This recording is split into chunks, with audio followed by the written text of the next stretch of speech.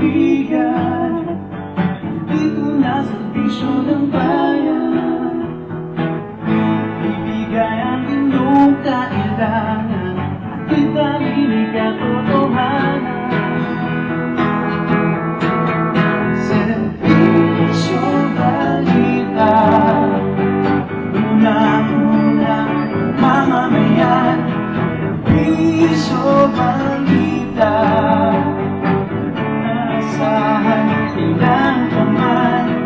Serbisyo Balita, unang-unang mamamayan. Serbisyo Balita, asahan ilang paman sa ating katotohanan.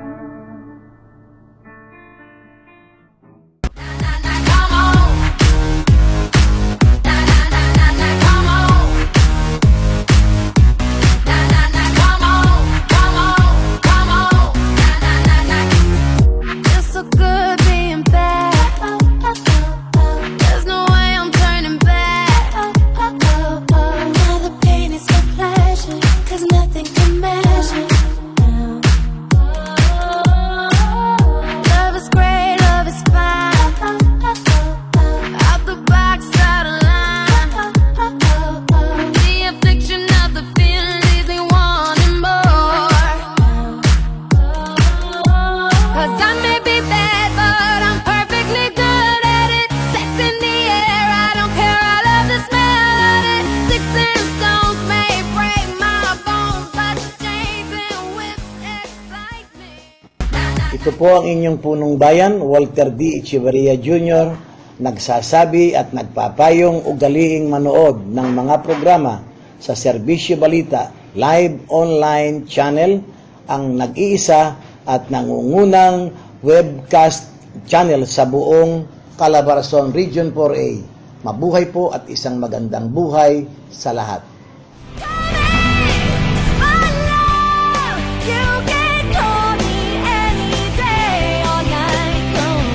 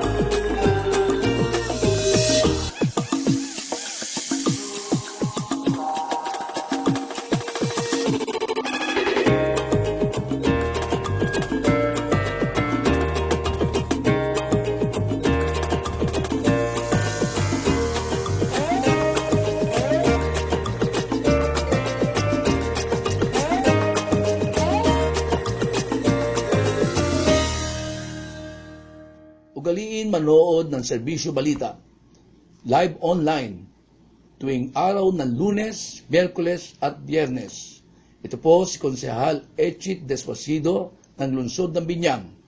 Ating pong tandaan, tayo yung mga Pilipino na may pananagutan una sa Diyos at sa bayan. Maraming salamat po.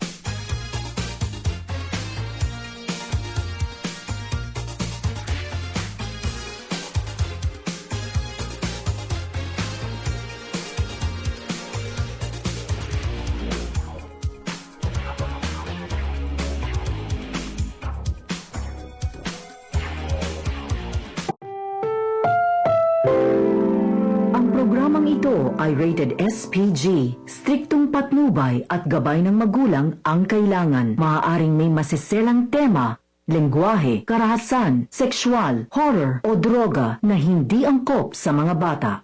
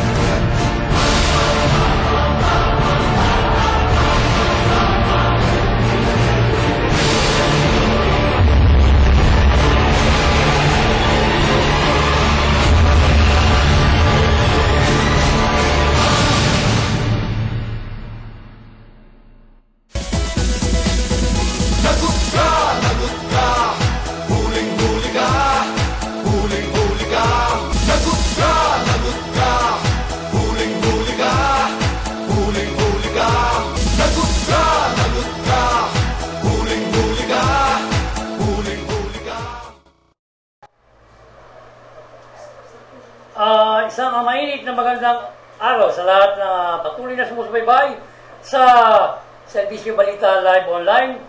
Sa episode na ito ng Lagot Ka, Isang Bungkayadan, tuwing araw ng Sabado, at muli na naman po tayo ngayon ay magbibigay ng mga mainit at mga issue, mga bagong inyong masusubaybayan dito sa episode ng Lagot Ka, Isang Bungkayadan. Binabati muna natin ang ating mga kasama dito sa studio na sila kasama ang RJ Salgado bilang ating editor-in-chief, at ganun din naman ang ating kasamang sila ni Baraylo bilang ating news editor, at ang ating mga kasamang sila Neri Buenaflor at saka si Angeli, at ang kasama natin si Loida, ganun din naman si Jomari, at si Jomar na ating isa sa mga manunugtog ng banda tungkol sa team song ng Serbisyo Balita Live Online. Ating bibigyan ng mainit ang pangyayari ito sa pagpatay sa broadcaster ng DWBL na si Joe Bernardo. Batay sa pag-iimbestiga ng CIDG ng Quezon City Police Department, ay posibleng makilala ang suspect sa pamamagitan ng CCTV, kung saan bago pinatay itong broadcaster na si Joe Bernardo, ay may kausap umano ito sa kanyang cellphone. Bago nangyari ito ay patayin, ng oras na ito ay makita ang bumulagtak sa kinaroroonan nito nang ito ay patayin ng oras na yun. Ayon sa may hawak ng kaso sa CIDG, ang pagpatay sa broadcaster ay may napipintong malamang na makilala ang suspect sa krimen, kung saan ay meron ng mga lead ang mga kapulisan ng Quezon City Police Department upang mapagalaman at makilala kung sino ang may kagagawa ng karumal-dumal na pagpatay dito kay Joe Bernardo na isang broadcaster, bilang kasama na naman at kabilang sa mga media killing na kung saan ay nabilang na naman ito si Joe Bernardo sa mga pinatay ng mga mamamahayag.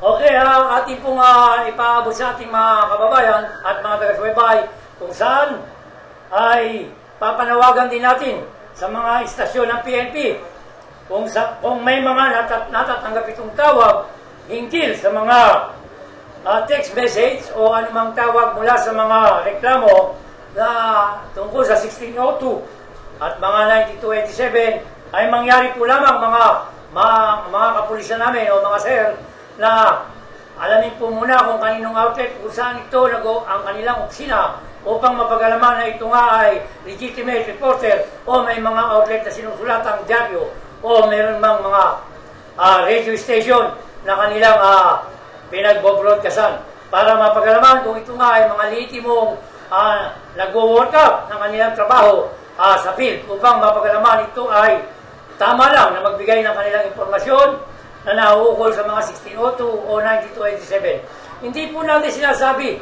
at tinotolerate ang mga illegal, subalit may mga nagpapanggap na mga nagmi-media lang, pero peking media naman pala ang mga nagpapasubalit, nagpapaabot ng mga impormasyon tungkol sa 1602 upang makatanggap lang ito ng kanilang mga kailangang mahalaga o anumang malaking bagay na malaking halaga upang makakuha ng kanilang pondo sa mga illegal. Kaya ipinapaabot po namin sa mga hepe ng pulisya, sa mga police director na kung saan kung may mga tatawag man o magte-text message sa inyo na hinggil sa mga reklamo tungkol sa 1602, ay mangyari lamang po na ito ay alamin kung ito po ay legitimate reporter o ito ay aktibo pa sa kanilang mga gawain o mga trabaho. Kaya po, aming ipinaabot po sa ating mga kapulisan na gawa ng paraan upang matigil na ang operasyon itong attack and collect, defense and connect na mga ginagawang ng mga reporter na nagpapanggap dyan ng mga peking media na kung saan ay nangihingi lamang o nangingila o nanghihingi ng kanilang pondo upang ito ay magkaroon ng kanilang pondo sa kanilang mga ginagawang pamamayagpag bilang mga hindi natin malaman kung anong ginagawa talaga at kung ano ang layunin ng mga reporter at media ito na nagpapanggap na nangingila ng mga solicitation na pondo sa mga illegal na 1602 at 9287. Tatandaan po natin, kung may mga ganyan po na mga tumatawag o nagte-text tungkol sa mga illegal na 1602, ay mangyaring alamin po kung ito ay mga legitimate reporter o may mga radio station na ito ay mga pinagtatrabahuan. Hindi yung puro na lamang po ito, mukha atak na lang na atak ito. Pagkatapos na atakin ang mga illegal na 1602, ay ginagawa naman itong dinidepensa upang ito'y makakolekta.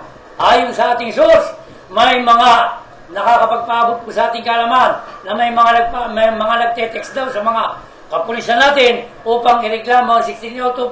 Pero ang nangyayari, ito pala ay personal lamang nilang adikain upang magtagumpay ang kanilang mga illegal na bilang iskalawag ng mga media. Kaya, ipinaabot po namin sa mga kinakukulan nating kapulisan na imbestigahan muna ang mga tumatawag nito o nagte-text message na nagre-reklamo tungkol sa mga illegal na 1602 o 9287.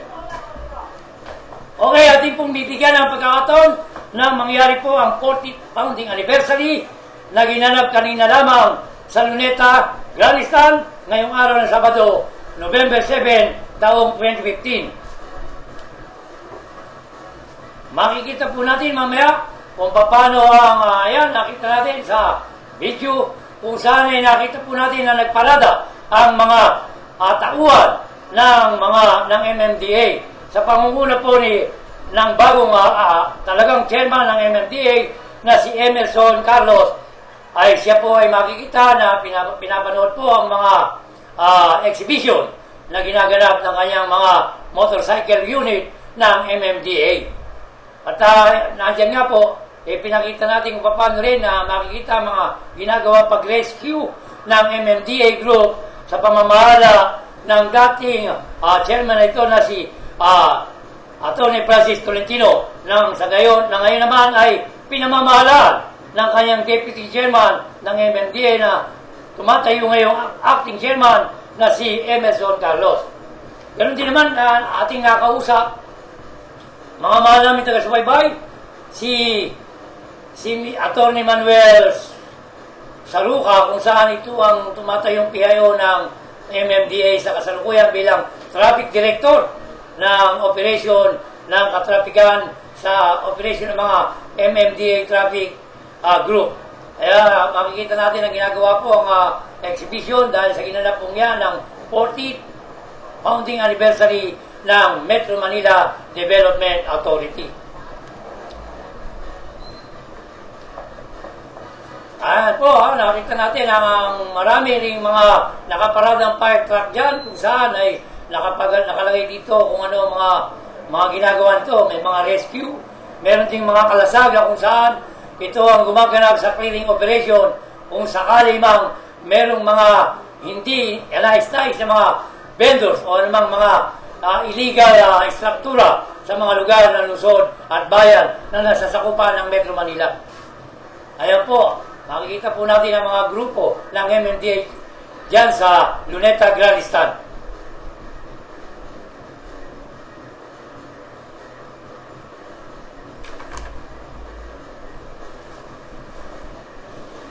Ganon din naman ang ating nakapanayam kanina at ating maya-maya lang ay makikita po natin at mapapanood ang ma-interview po natin ang bagong acting chairman na si Mr. Emerson Carlos. Sir, kamusta po ang mga ginagawa programa ngayon? Ang programa natin ngayon nandyan na 40 years ago. Pinapatunay lang natin to na i-disparate kung ano yung mga assets and resources natin dito. Sir, marami po mga pinakita yung mga kaalaman ngayon ng mga motorcycle unit. Meron pa rito yung mga kalasag. Ito po talaga yung ginagawa sa pag-clearing operation. Hindi, ang motorcycle unit natin, escort yan and traffic. Yung kalasag, hindi naman pag-clearing yan. Sir, ilang kayo po ngayon bagong chairman ng MMDA, sir? Kamusta naman po ang sistema ngayon nagka-status ng MMDA? Ayos naman, ganun pa rin, kaya na natin.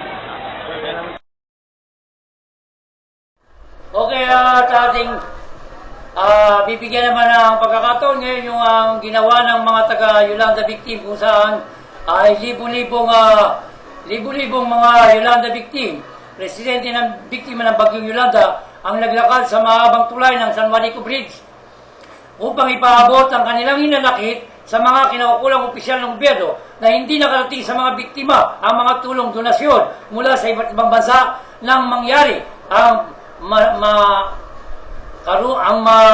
malupit na bagyong Yolanda noong nakaraang 2014. Ang tulong pinansyal sa mga Yolanda victim ayon sa isang source, isa sa mga Yolanda victim ang dapat na halagang matanggap ng bawat isa dito. Ang kanilang napagalamang una ay 100,000 ang dapat na mapapunta sa isang pamilya na biktima ng Yolanda. Sumunod naman, bumaba ito ng hanggang 60,000 at bumaba pa rin ito ng 15,000 hanggang sumapit ay wala na umanong natanggap ang Yolanda victim. Kung saan ito nga ay napalagay sa dyaryo, ang nangyari dito sa Yolanda victim, sumugod kahapon sa tanggapan ng Department of Social Welfare and Development ang mga kaanak ng mga biktima ng bagyong Yolanda, kasabay sa paggunita ng pagtama ng pinakamalakas na bagyo sa mundo. Idinaing ng mga Yolanda victim kasama ng mga grupo ng Gabriela na ibigay sa mga biktima ang Emergency Shelter Assistance o ESA na noong taong 2014 dapat na ipamahagi na ito. Inakusahan ni Nery Guerrero, Pangulo ng Samahan ng mga Maritang Kababaihang Nagkakaisa sa Makana, ang Aquino Administration na pabayaan na ang mga naging biktima ng bagyo. Napabayaan na raw ang mga naging biktima ng Yolanda. Sigaw din ang grupo na huwag iboto si Maroas. Ito ang sabi dito ng mga samahan ng Gabriela at saka sa Makana na sinisigaw ng grupo na huwag iboto si Maroas na sinasabing magtutuloy sa pamamalakad ni Pangulong Benigno Aquino dahil magpapatuloy lang din ang kanilang paghihirap. Umalma rin ang mga biktima sa idiniklarang Northwell Zone para sa mga dating nakatira, ngunit ibinenta naman sa mga malalaking negosyante para tayuan ng mga mall, resort at iba't iba pang establishmento na pagkakakitaan ng malalaking negosyo. Kaya naman, nagkaisa ang mga residente ng Yolanda victim na maglakad mula sa Leyte patungong sa kahabaan ng tulay ng San Juanico Bridge kung saan ay pinaabot ito kanilang hinanakit tungkol sa mga Yolanda na donasyon na hindi nakarating sa mga biktima ng ating mga kababayan. Yan po ang isang malaking napakasakit na dinaranas ng ating mga kababayan sa sobrang hirap sa panahon natin ngayon. Okay, mga kamahal namin mga suki, tayo po ay magkukomersyal muna. Isang balita, asahan ng paman sa ating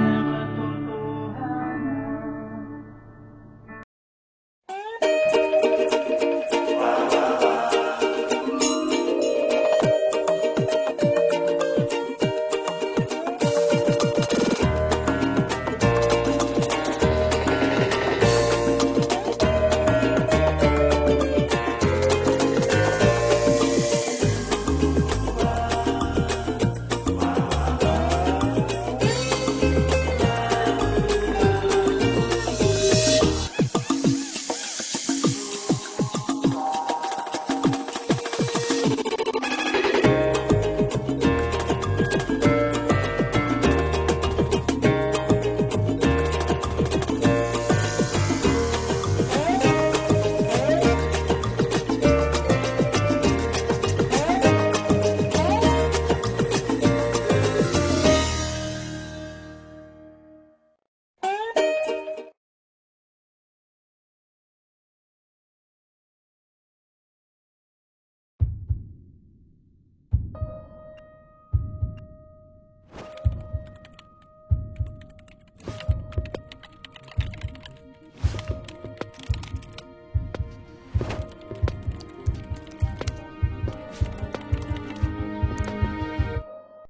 We need to talk. I'm going to ask you, what are you doing with your life? We start off good, but years pass, we age, and we get scared. Scared of debt, losing our health. It could be growing older. I understand. I've got family too. You know, something to fight for. And I don't want anything to take that away. Not my boss, my finances, or my age. But what if you never could get fired? You won't. And what if age really were just a number? It is. Featured in Harper's Bazaar, Vogue, and Cosmo, the media is proclaiming it as the latest breakthrough in anti-aging. What is it? It's called the Youth Enhancement System. Or YES. And it's comprised of the latest skincare and nutritional products. Using only the purest ingredients, YES tackles aging in a way never before accomplished. With state-of-the-art technology and clinically proven results. It's revolutionizing the industry on a global level. A powerful group of products. Some work from the inside out, while others work from the outside in. It's a complete defense against aging. Let's start with Luminesse. Luminesse is an anti-aging skincare using advanced technology to support the body's natural ability to renew itself. Step 1 is to purify the skin with the Youth Restoring Cleanser. Step 2 is the Cellular Rejuvenation Serum. The serum is the flagship. It reduces the appearance of fine lines and wrinkles, leaving your complexion totally revitalized. Now step 3 is cool. It begins with a moisturizing complex in the morning, protecting against the sun's harmful rays during the day. And ends with the advanced night repair, a secret weapon to apply.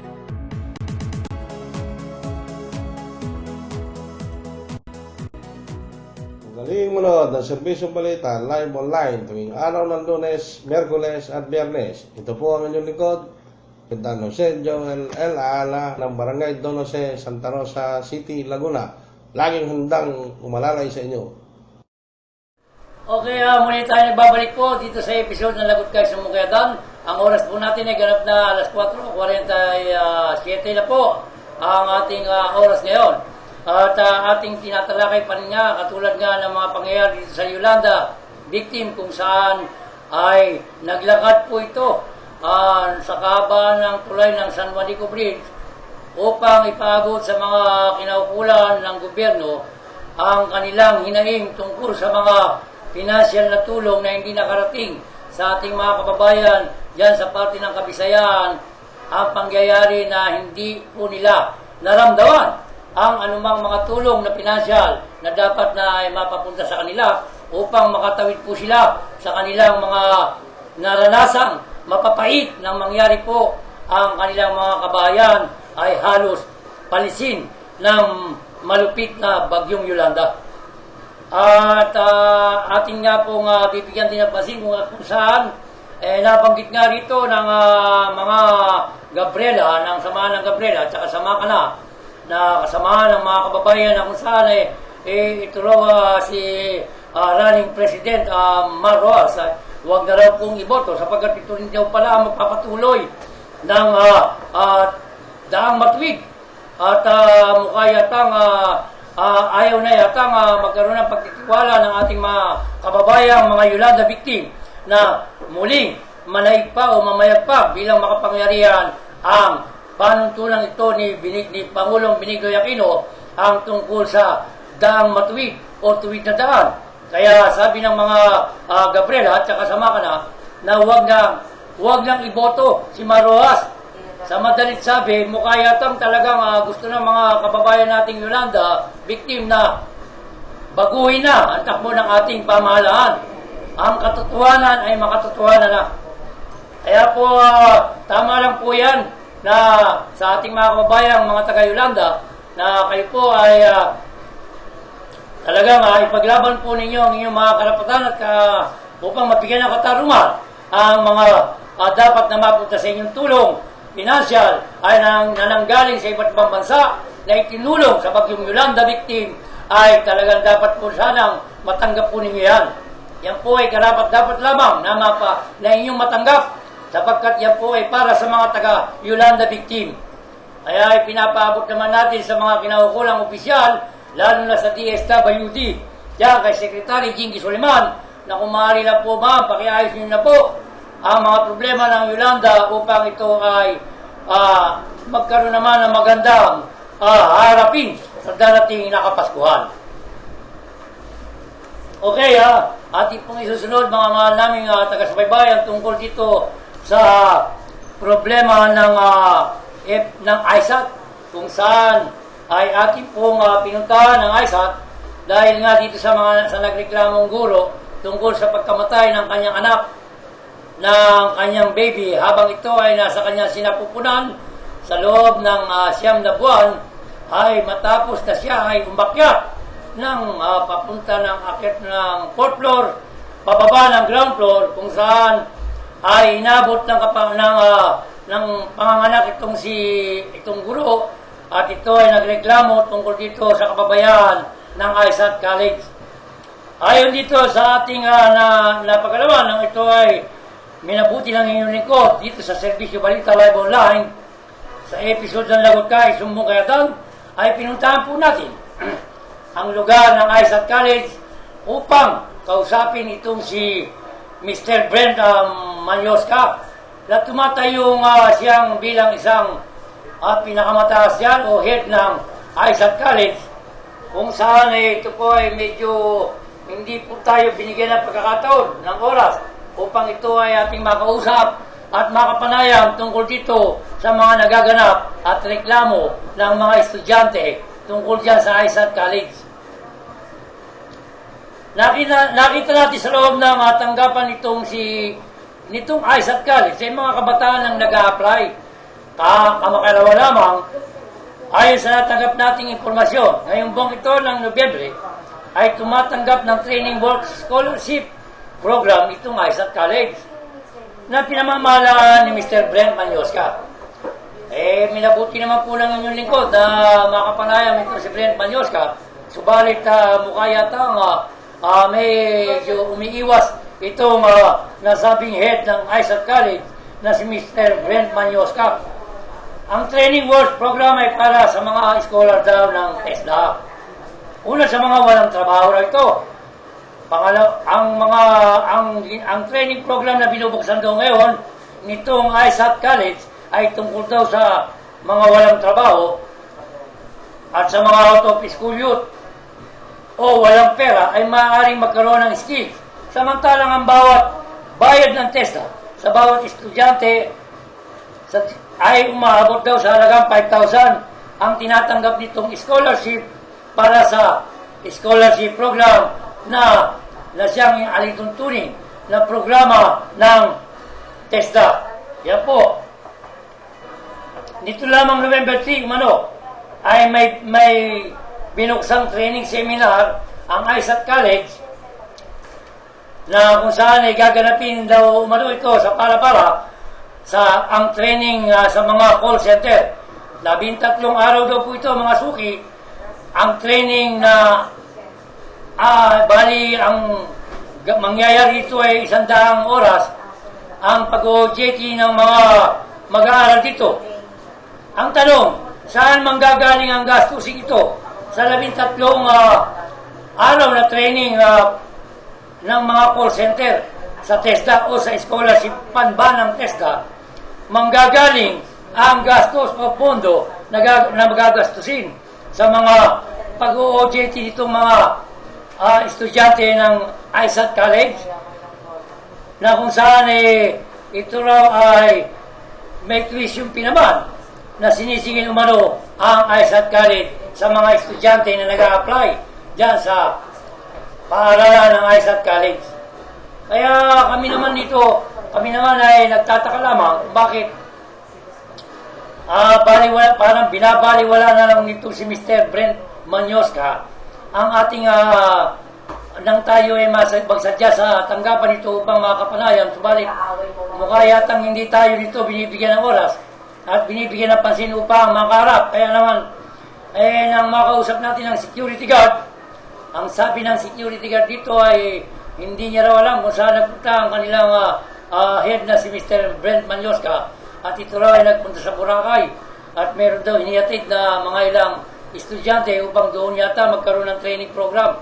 Kaya naman nagtataka tayo dito sa sinabi ng gwardiya na wala raw ang si Mr. Brent Manyoska. Subalit, mga suki, samantalang ito ay nakakausap natin ng mga ilang minuto lamang bago tayo nakausap itong gwardiya. Kaya naman mukha yatang may tinatagong hindi kanais-nais sa kanyang programang ginagawa itong ISAT College sa pamamahala nitong si Mr. Brent Manyoska.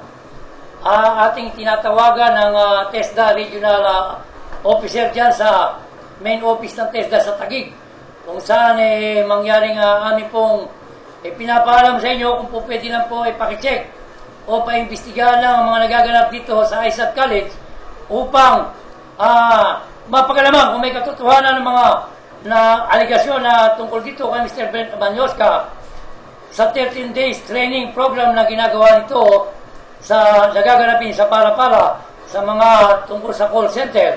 Ay mukha yata may binabayaran itong estudyante umano ng mga worth of 5,000 ang ibinabayad ng bawat aplikante. Subalit, ayon sa ating source, ang isa raw mag-aaral ng TESDA dyan sa ISAT College ay may tinatanggap na scholarship mula sa pondo ng TESDA na nagkakahalaga ng 5,000 bawat isa. Kaya dapat po yan ay malinawan. Kaya ipinapanawagan natin sa mga kinaukulang direktor ng regional office ng TESDA sa Taguig, kung mangyari lang po ay sa lalong madaling panahon ay mapaimbestigahan po kung may katotohanan nga kung ano man ang mga nagaganap na anomalya dito sa loob ng ISAT College sa pamamahala ni Brent Manyoska. Okay, yan po ang ating ipinapawad, mga mahal naming taga-subaybay.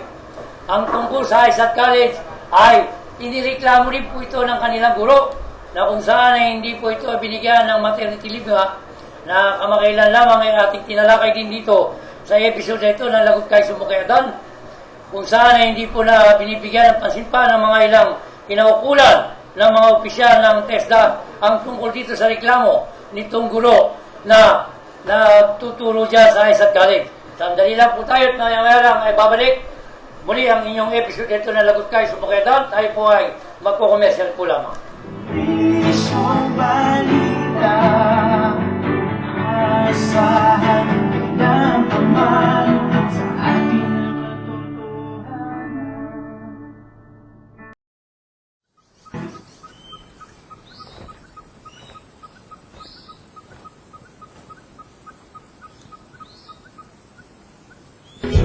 Magalagyan ka sa iyong nakikita pagkat walang kasing ganda. Kagula nang ito ay marating ko para bang ako'y I long to return to the days of the songs my mother taught me. They sing of a simpler life. They sing of a healthier life. Stroke by stroke, we create our future. A future that relies on and preserves the bounty of nature.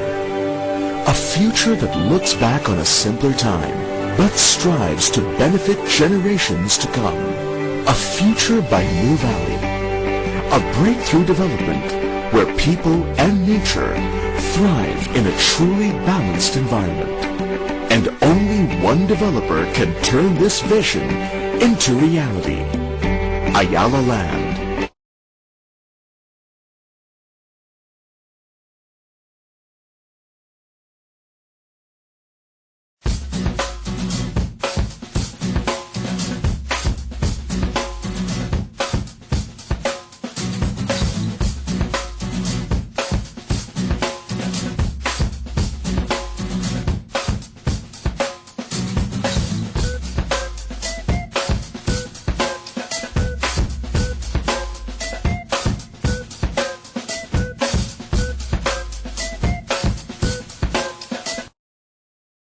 Shakey's getting the super grand salmon deal is going for the big win! First, choose your starter or pasta. Second, choose your drink. Third, Third, choose the flavors for your 18-inch Shakey's Grand Slam Pizza. The Shakey Super Grand Slamming Deal is the big win for only $9.99. And get a free super card for every order. Now this is what we call a Super Grand Slamming Deal!